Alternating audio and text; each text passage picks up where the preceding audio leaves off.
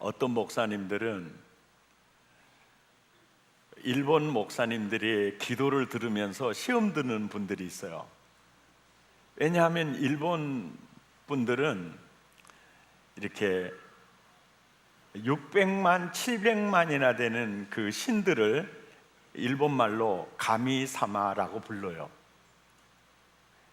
그러니까 어디 가서든지 어떤 우상을 할 때도 가미사마 이렇게 하는데, 하나님께 기도할 때도 가미사마 이러는 거예요. 그래 열받으신 분들이 있어요. 그러니까 일본 나라는요, 하나님이나 우상이나 같은 단어를 써요. 가미사마를 써요. 근데 이 복받은 이 한국은 구분돼 있어요. 예, 우상에게 가서 하나님이라고 한 사람 없어요. 완전히 엄격하게 이렇게 구분이 돼 있어요. 근데 이제 우리 성도님들 가운데도 천주교인들은 왜 하느님이라고 하고 개신교인들은 왜 하나님이라고 그래요? 궁금하시죠? 모르시겠어요? 아무것도 안 궁금합니까? 너 혼자 궁금한갑다 이러는 겁니까? 천주교에서는 하느님이라고 하는 이유가 있어요. 예수님이 너희는 이렇게 기도하라. 하늘에 계신 우리 아버지. 그래서 하늘에 계신 우리 아버지, 거기에 초점을 둬요. 그래서 하늘님이에요. 하늘님. 네. 근데 우리는, 개신교인들은 하늘에 계신 우리 아버지에 초점을 두는 게 아니고, 오늘 3절에 보면 나 외에는 다른 신들을 내게 두지 마라. 나 외에는 신이 없다는 거예요. 나 외에 다른 신이 신이라고 말하는 것은 실상이 아니고 허상이라는 거예요. 아담처럼 속는다는 거예요. 유일하신 하나님. 그래서 유일하신 하나님, 그래서 하나님이라고 하는 거예요. 유일하신 둘이 아니라는 거예요. 한 분이신 하나님. 그래서 우리는 하나님이라고 부르는 거예요. 하느님보다 좀 낫잖아요. 왜냐하면 하늘에는 공중의 권세 잡은 마귀 왕국의 종합청사가 있어요. 그러니까 일본식으로 하면 그도 가미사마가 되는 거예요. 그러니까 이 하나님이라는 표현이 아주 정말 최상의 표현이라고 생각해요. 우리는 최상의 표현이라고 생각하면서 사니까 좋잖아요. 그 장청익 목사님한테 물어봤어요. 어디 가나 가미사마라 가냐 그러니까, 목사님, 유일하신이라는 형용사를 붙여가지고 선교사님들이 그 단어를 만들지 못했습니다. 그게 우리의 엄청난 아픔입니다. 우리는 이 하나님과 일반 우상의 신과 완전히 구분이 되어 있어요. 호칭 자체가. 그러게 일본은 다 가미사마니까 하나님도 그 잡신 가운데 한 신으로밖에 여겨지지 않는 거예요. 그러니까 복음화가 힘들죠. 완전히 구분되어 있지 않는 거예요. 사람이 십계명하면 하나님은 독선적이고 또 이기적이고 또 공의의 하나님이고 두려운 하나님이다. 계명을 읽으면 그런 이미지를 많이 받아요. 그래서 지난주부터 십계명을 설교하면서 그런 오해된 부분을 이제 벗겨내고 있죠. 예. 나 외에 다른 신을 내게 있게 말라. 어떤 우상도 만들지 마라. 또 안식일에 종들까지도 노동력으로 먹고 사는 사람들 다 쉬게 해라. 그 계명 속에 하나님의 절절한 사랑과 은혜가 담겨져 있죠. 너는 나 외에 다른 신을 내게 두지 말라, 이 말씀을요, 하나님은 굉장히 독선적이다, 또 굉장히 이기적이다, 이게 잘못 이해하면 그럴 수 있는데, 이 말에 하나님이 그러는 거예요. 하나님이 모세와 나와 여러분에게, 야, 나 외에 다른 신 내게 두지 마. 이 말씀 속에 담겨져 있는 그 진의가 뭐냐면요, 넌 나만 있으면 넌 돼. 넌 나만 있으면 모든 것을 넌 다 가진 거야. 그러잖아요. 하나님을, 나 외에 다른 신을 내게 두지 마. 천지의 주인 되신 그분이 내 아버지가 되면 그 모든 것이 넘치는 거죠. 나 외에 다른 신을 내게 있게 말라, 이 말이 굉장히 은혜가 되는 거예요. 야, 나 외에 뭐가 더 필요하냐? 나만 있으면 너 돼. 이 표현이 이제 요한복음 15장에 보면 이렇게 이제 예수님이 가르쳐줘요. 나 외에 다른 신 내게 두지 마. 나만 있으면 너 모든 걸 네가 다 가지고 있는 거야. 그걸 설명하기 위해서 비유로, 나는 참 포도나무요, 내 아버지는 농부야. 그러면 우리가 가지거든요. 그러니까 4절에 내 안에 거하라, 나도 너희 안에 거할게. 가지가 포도나무에 붙어 있지 아니하면 스스로 열매를 맺을 수 없음 같이 너희도 내 안에 있지 아니하면 그러해. 그러면서 내 안에 거하라, 이 말은 뒤집으면 나 외에 다른 신 내게 안 둬도 돼. 내가 너의 만족이야, 이런 얘기거든요. 그러니까 가지는 포도나무와 하나 되면 농부의 사랑과 나무의 사랑을 톡 차지하는 거예요. 그러니까 가지 입장에서는 그분만 계시면 하늘과 땅의 모든 에너지가 다 있는 거예요. 이것이 바로 나 외에 다른 신을 내게 두지 마. 나면 충분해. 아멘이죠? 그러면 이제 성경에 나 외에 다른 신을 내게 두지 말라, 이 말을 그대로 받아들였던 사람을 이제 추적 조사하는 거예요. 1번이 아브라함입니다. 12장 1절 시작. 여호와께서 아브라함에게 이르시되 너는 너의 고향과 친척과 아버지의 집을 떠나 내가 내게 보여줄 땅으로 가라. 그러니까 하나님 말씀을 따라가면 모든 걸 내려놔야 돼요. 나 외에 다른 신을 내게 두지 마라. 다 떠나가는 거예요. 근데 아브라함이 4절에 보니까 이에 아브라함이 여호와의 말씀을 따라간 거예요. 그러면 아브라함 입장에서 이 결단 아니면 못 가죠. 주님 한 분이면 저 만족해요. 주님 계시면 저는 모든 게 다 있어요. 이 결단이 아니면 따라갈 수가 없죠. 그 다음에 요셉이라는 인물을 보면은요, 보디발의 아내가 날마다 아모레 고추장 바르고 콩가루 바르고 훅까지 넣어가지고 자기야 그러면서 날마다 유혹을 하는 거예요. 날마다. 여러분 창세기 39장 9절에서 10절에 보면 여기 보세요. 날마다 유혹을 하는 거예요. 날마다 요셉에게 청하였다. 이 여자가 이 한국 김치 맛을 알아가지고 동치미 담자고 한 거예요. 동치미 담자고. 그럼 이러는 거예요. 그럴 때 요셉이 이런 얘기해요.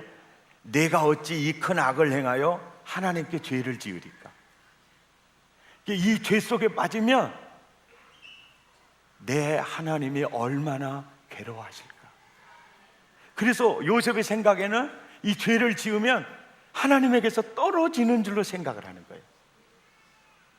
목숨 걸고 난 하나님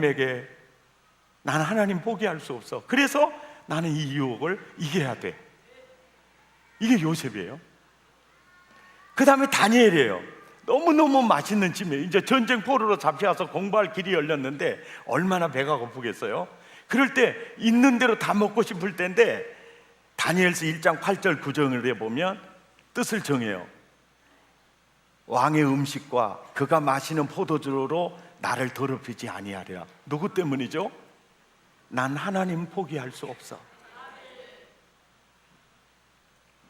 그 다음에 신약에 오면 바울을 보면 모든 걸 배설물로 여겨요. 왜? 그분 한 분을 얻기 위해서야. 그러니까 이런 측면에서 보면 아브라함이나 요셉이나 다니엘이나 바울이나 난 하나님 한 분 계시면 난 충분해, 이 결단으로 살았거든요. 근데 그 결단으로 사는 이들의 모든 고백이 이 고백이에요. 출애굽기 23장 3절, 너는 나 외에 다른 신을 내게 두지 마. 넌 나만 있으면 넌 모든 걸 다 소유한 것과 같아. 너는 나를 받아들이면 내 가진 건 모든 게 너의 것이야. 너는 나만 있으면 더 이상 필요한 게 없어. 아브라함처럼 다니엘처럼 이제 바울처럼 이걸 받아들였어요. 그 사람의 신앙 고백이 뭐냐? 시편 23편 1절이에요. 여호와는 나의 목자시니 내가 부족함이 없으리로다. 1계명에 결단하는 사람은 이게 경험이에요. 유일하신 하나님, 그분이 나의 목자시고 그분이 나의 아버지시라면 난 부족함이 없으리로다. 이것이 아브라함의 고백이고 요셉의 고백이고 다윗의 고백이고 모세의 고백이고 바울의 고백이고 나의 고백이고. 여러 사람 눈을 쳐다봐요. 지위의 고백이요. 아멘입니까? 이게 고백이에요.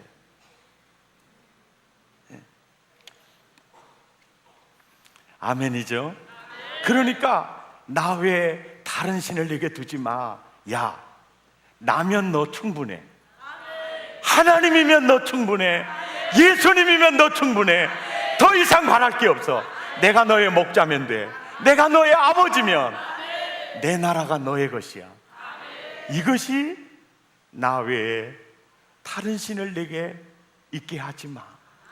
아브라함부터 성경의 모든 인물들을 봐. 어떤 고백인지 내 잔이 넘치나이다. 이것이 바로 계명이에요. 계명이에요. 이게 계명의 중심 사상이에요. 오늘 여러분과 함께 생각할 부분은 바로 5계명에서 이제 10계명까지예요. 우리 함께 읽죠. 12절부터 시작. 내 부모를 공경하라.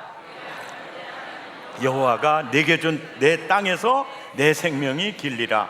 살인하지 말라. 간음하지 말라. 도둑질하지 말라. 내 이웃에 대하여 거짓 증거하지 말라. 내 이웃의 집을 탐내지 말라. 내 이웃의 아내나 그의 남종이나 그의 여종이나 그의 소나 그의 낙이나 무릇 내 이웃의 소유를 탐내지 마라. 이게 10계명이에요. 5계명에서 이게 이제 10계명까지인데요. 이 중심 사상이 뭐냐면은, 야, 하나님을 섬기는 삶은 이웃을 섬기는 삶으로 드러나야 해. 도둑질하고 살고 간음하고 살고 뭐 이웃 것 탐내고 살고 그건 인간이 아니야. 그건 내 자녀가 아니야. 그건 내 아들이 아니야.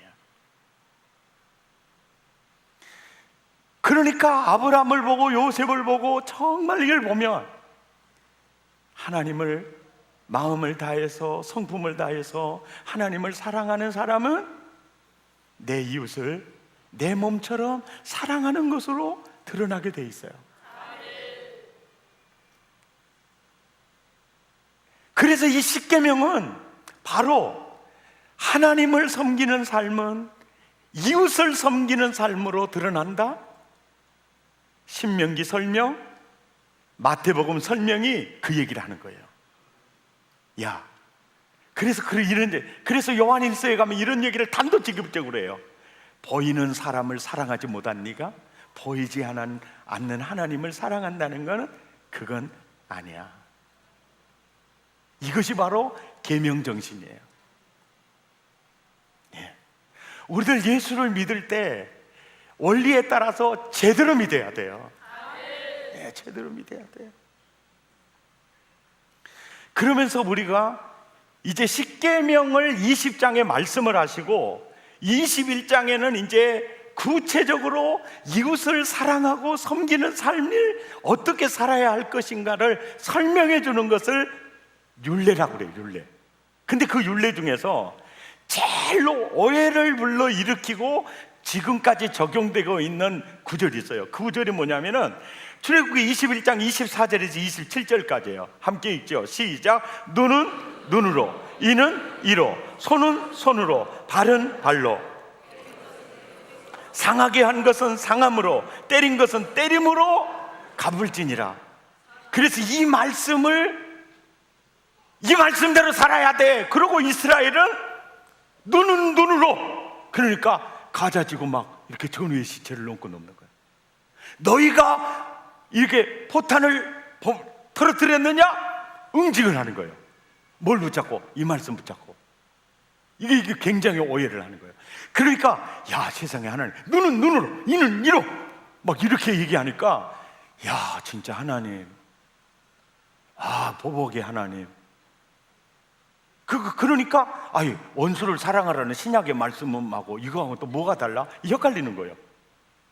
야, 여기서는 이 말하고 저기서는 저 말하고 사람에 따라 달라지는가?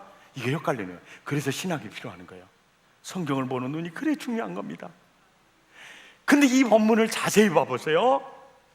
사람이 그의 남종의 눈이나 여종의 한눈을 쳐서 상하게 하면 눈은 눈으로 갚아야 되니까 눈깔만 집어 넣어주면 돼요.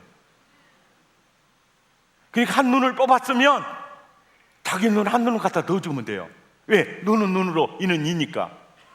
그런데 이 법이라는 게 그런 개념이 아니구나. 이게 보복법이 아니라는 걸 알 수 있어요. 사람이 남종의 한 눈이나 여종의 한 눈을 쳐서 상하게 하면 그 눈에 대한 보상으로 너의 신분 그 서류를 찢어버리고 이제 완전 자연으로 내주라는 거예요. 이 눈은 눈으로, 이는 이가 아니에요. 여기는 하나님은 강자 편에 있나요? 지금 약자 편에 있나요? 약자 편에 있어요. 여러분, 성경은요, 강한 자의 윤리, 강한 자를 기준으로 윤리를 행하지 않고 약자를 중심으로 윤리, 이 하나님의 말씀이 새겨지게 돼요. 이게 놀라운 비밀이에요. 그리고 그 남종의 이나 여종의 이를 쳐서 빠뜨리면 그 이에 대한 보상으로 이딸만 해줌으로 끝나는 게 아니라 노예를 풀어줘야 돼요. 그러니까 이 법은 누구를 위한 법이요? 연약한 자를 위한 법이에요. 그러니까 우리가 보면 윤일병을 때려 죽인 병장이라면 그놈의 이빨을 내가 뽑아버렸으면 그는 내 깡냉이 전체를 뽑아버릴 겁니다. 와우! 아싸! 와우!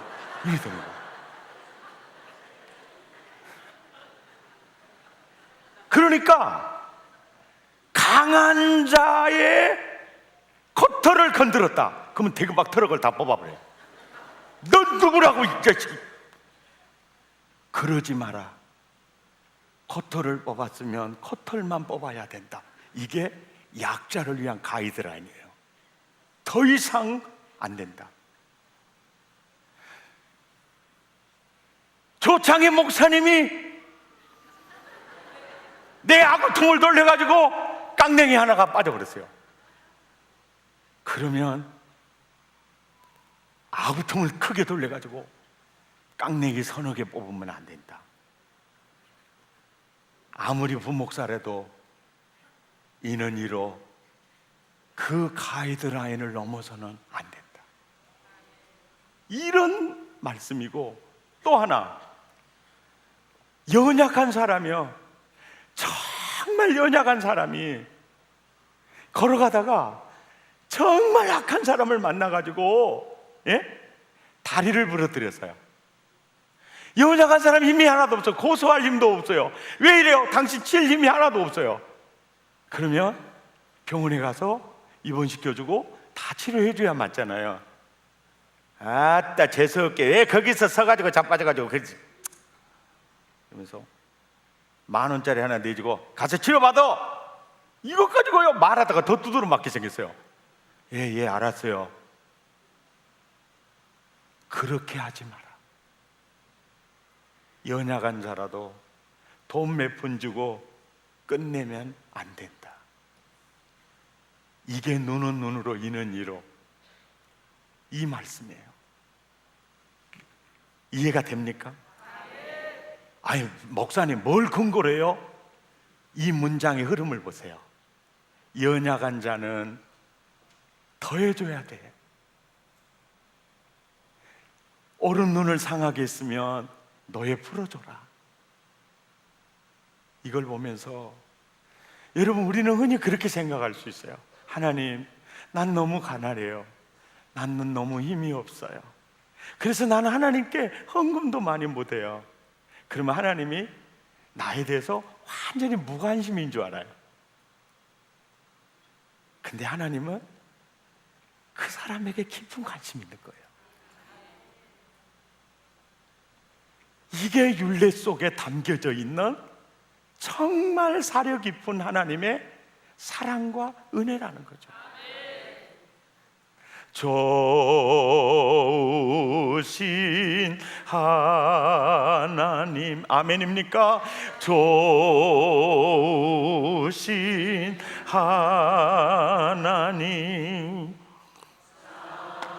참 좋으신 나의 하나님.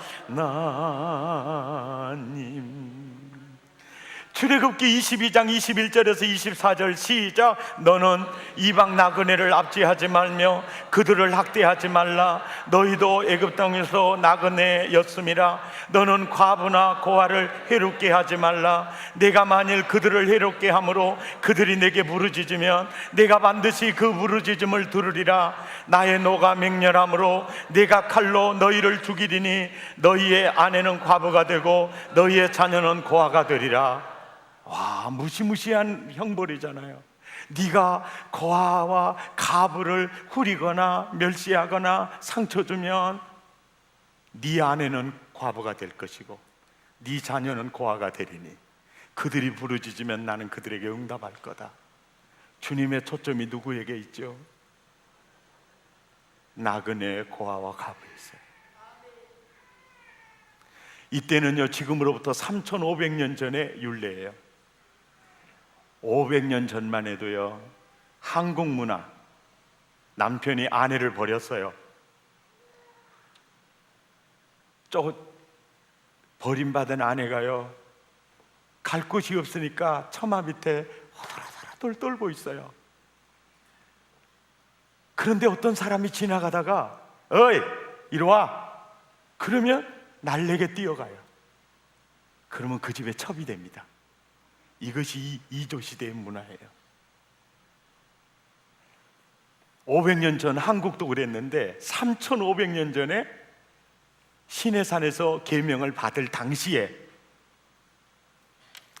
나그네, 과부, 고아, 사람이 아니에요.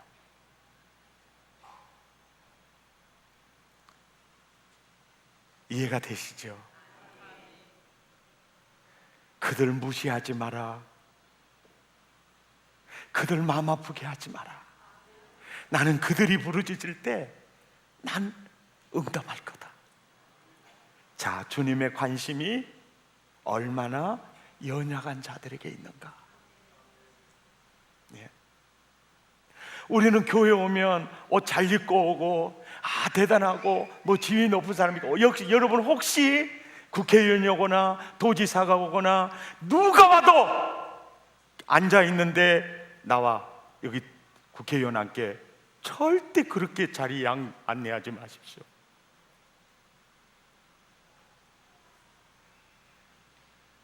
그거 되게 기분 나빠요.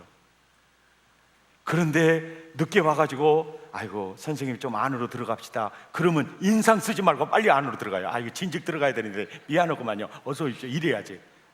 그거 인상 쓰면서 막 이런 사람은요, 그거는 예수님의 제자라기보다는 마귀의 쪽에 가까운 거예요. 예수님 성품하고 멀잖아요. 여러분 진짜 내가 진품 믿음인지를 알아야 돼요. 아시겠죠? 어느 누구도 그래서는 안 돼요. 근데 주님의 눈을 보세요. 야 고아나 가부, 너 그 마음 아프게 하지 마. 한 걸음 더 나아가요. 하나님이 얼마나 좋은 분이신지 레위기 25장 35절에서 37절 보시면 시작. 내 형제가 가난하게 되어 빈손으로 내 곁에 있거든 너는 그를 도와 거류민이나 동거인처럼 너와 함께 뭐하게 하라? 생활하게 하라는 거예요. 예? 그러니까 내 형제가 가난하게 되어서 빈손으로 내 곁에 있거든 너는 그를 도와 거류민이나 동거인처럼 너와 함께 생활하게 하되. 근데 그렇게 생활하기가 너무 힘들 때, 야야 우리 집에서 함께 생활할 수 있는 우리 여건이 안 되니까 너 이 돈 가지고 몇 개월 살아. 그리고 돈을 줄 때는 이자 받지 마라.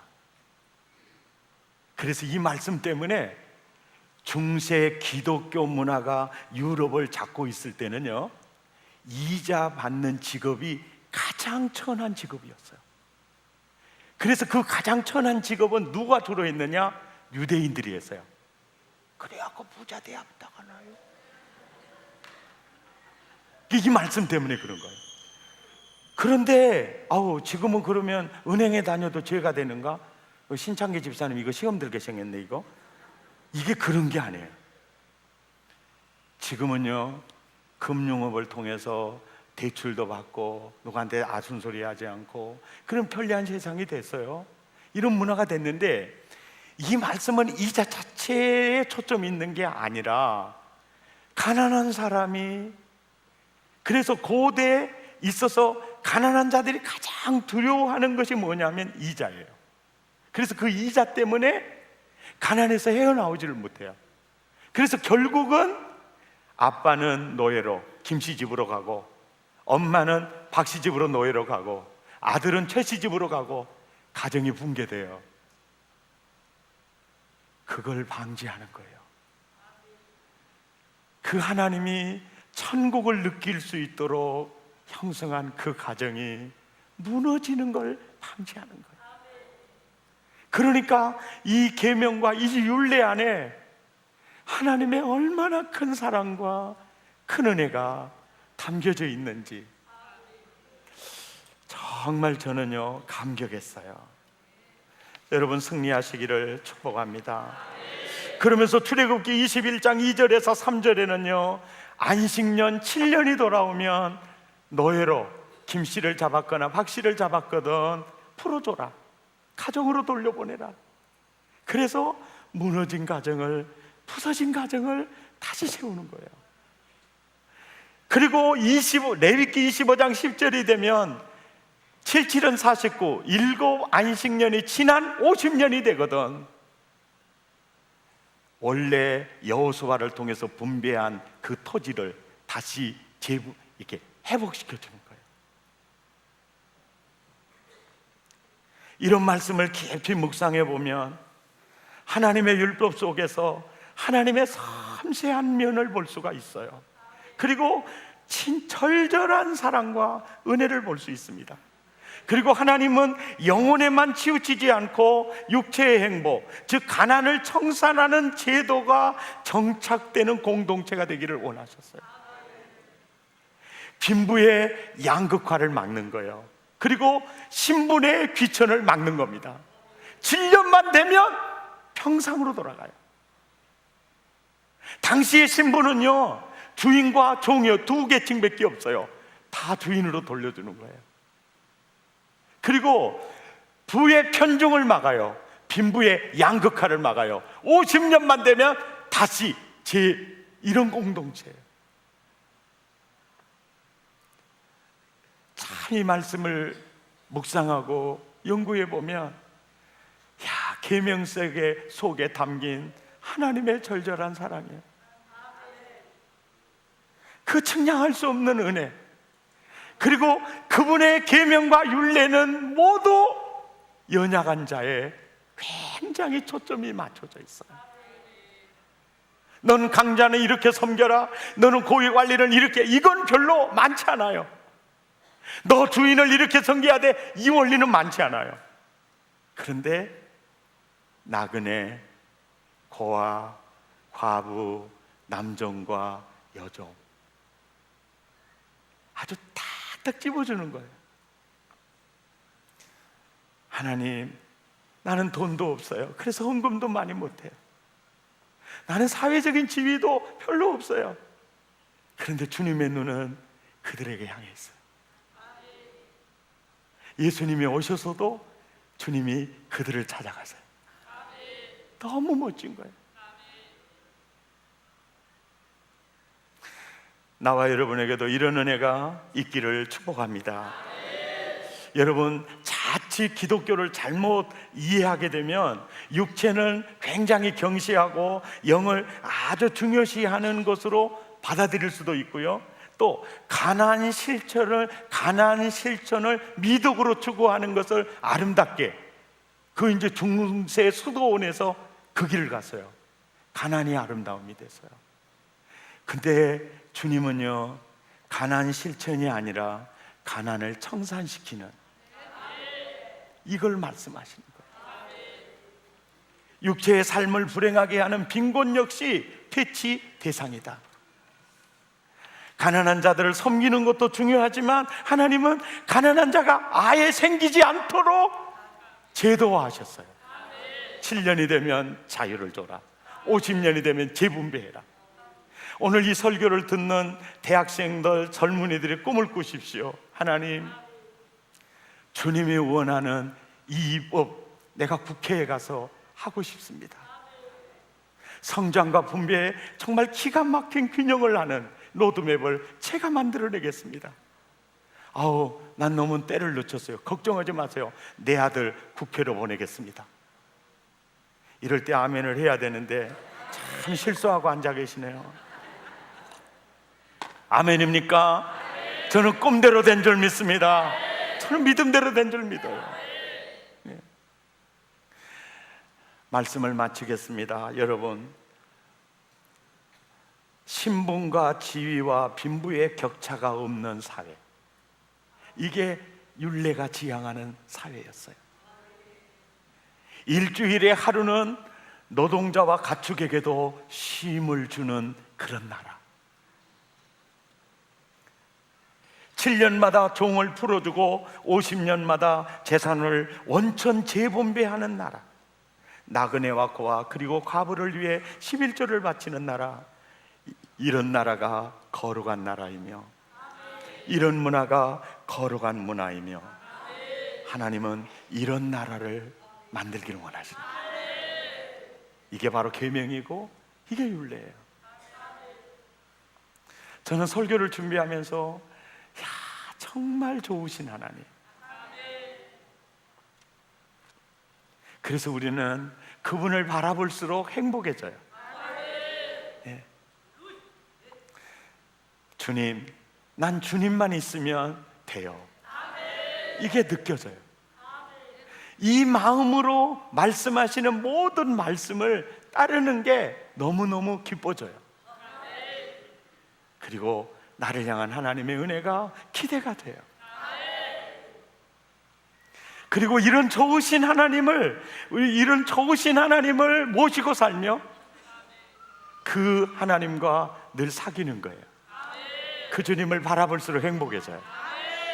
그리고 정말 좋으신 하나님, 실상이 아닌 허상에 사로잡혀서 두려움과 떨므로 살아가는 그들에게 우리는 내 생명이 있는 동안 좋으신 하나님을 그들에게 선물하는 거죠. 덜 그들에게 전해주며 사는 것입니다. 이렇게 사시기를 예수 이름으로 축복합니다. 여러분, 평생 태신자를 가슴에 품고 기도하시기 바랍니다. 지난번에 실패했더라도 이번에 또 적어서 또 도전할 수 있기를 바랍니다. 아멘, 아멘. 찬양하겠습니다. 나의 하나님, 나의 하나님, 나와 함께 하신 하나님,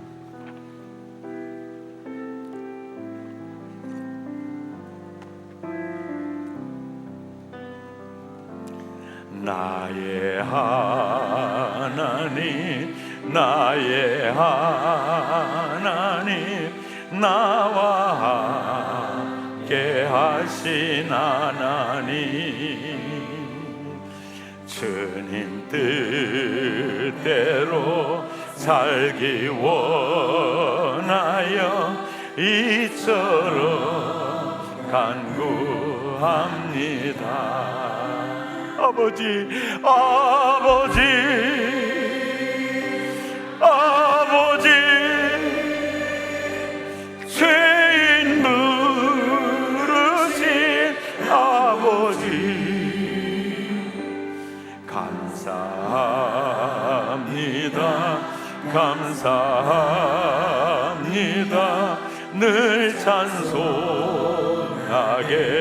하소서. 아버지, 아버지, 아버지, 은혜 베푸신 아버지, 해두신 아버지, 감사합니다, 감사합니다. 영광, 영광 받아 주옵소서. 나의 하나님, 나의 하나님, 아멘. 나와 하나님 아버지, 감사합니다, 감사합니다, 감사, 진정 감사, 진정 감사합니다.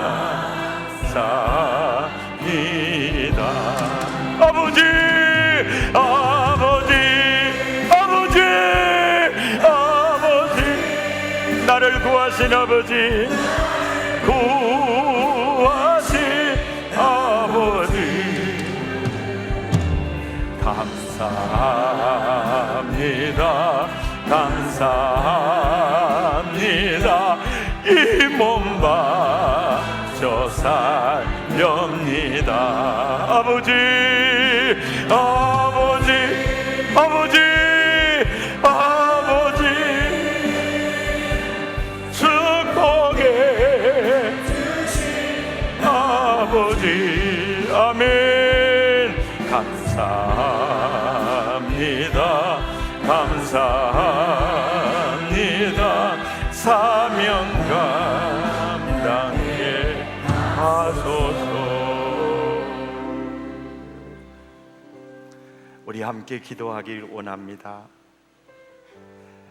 네가 나를 사랑한다면 그 사랑이, 나에게 오는 그 사랑이 똑같이 이웃에게도 흘러가야 한다. 근데 그 이웃 중에도 강한 자보다는 연약한 자에게 그 사랑이 더 쏟아지기를 원한다. 그런 측면에서 공자의 윤리와 하나님의 계명에는 굉장히 차이가 있는 것을 볼 수가 있어요. 하나님의 시선과 하나님의 눈이 얼마나 연약한 자들에게 깊이 깊이 가 있는가를 볼 수가 있어요. 이렇게 사려 깊은 하나님이 내 아버지라면 우리는 그분 한 분으로 행복할 수 있지 않을까요?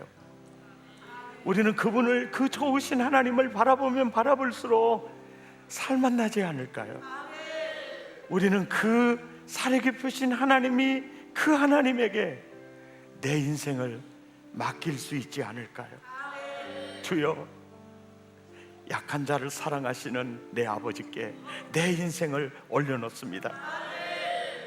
그리고 이렇게 사려 깊은 하나님의 말씀을 따라 살 수 있지 않겠습니까? 아멘입니까? 이렇게 사려 깊은 하나님을 따라 산다면 우리 인생의 미래는 밝아지지 않을까요? 이런 은혜가 여러분에게 있기를 바랍니다.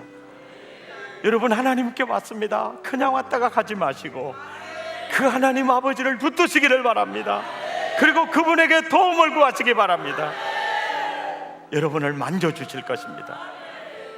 마음을 토하고 입술을 열어 하고 싶은 기도를 한번 드려보시기 바랍니다.